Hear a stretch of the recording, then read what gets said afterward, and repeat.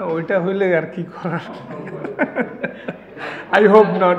Faruk sir phone করে আমাদেরকে এটা মানে ইনশিওর করেছে যে টাকা পাইতে দেরি হলেও কোনো প্রবলেম নাই, ক্রিকেট বোর্ড পে করবে, তোমরা সবাই মন দিয়ে খেলো। আমাদের পেমেন্টের যে বিষয়টা আমি যতটুকু শুনেছি যে বিসিবি একটা আশ্বস্ত করেছে যে দে উইল পে। হ্যাঁ হ্যাঁ হ্যাঁ হ্যাঁ হ্যাঁ বিসিবি এটা উইল পে এবং আফটার দ্যাট আপনারা এখানে মাঠে আসবেন খেলতে। জি জি জি জি ৬২ লাখ টাকার একটা চেক তাদের হাতে জমাও আছে, যদিও সেটা ক্যাশ হবে কি হবে না সেটা পরের কথা, বাট এই অ্যাসুরেন্সটা আপনাদের জন্য অনেক বেশি সত্যি। জি জি আসলে সবাই যখন আমরা অনেক ওয়ারিড ছিলাম তখন ফারুক স্যার ফোন করে আমাদেরকে এটা মানে ইনশিওর করেছে যে টাকা পাইতে দেরি হলেও কোনো প্রবলেম নাই, ক্রিকেট বোর্ড পে করবে, তোমরা সবাই মন দিয়ে খেলো, এটাই। তারপর আমরা একটু স্বস্তি পেয়েছি।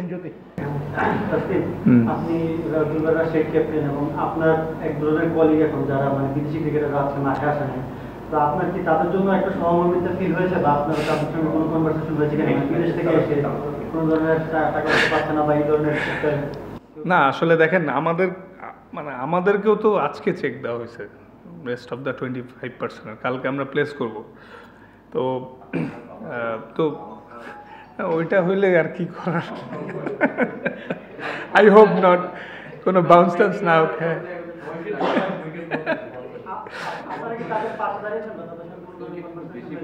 না এই উইকেটের মতো বাউন্স করলে চেক প্রবলেম আছে, আই হোপ এমন করবে না, ঠিক আছে ইনশাল্লাহ আমরা সবাই পাবো।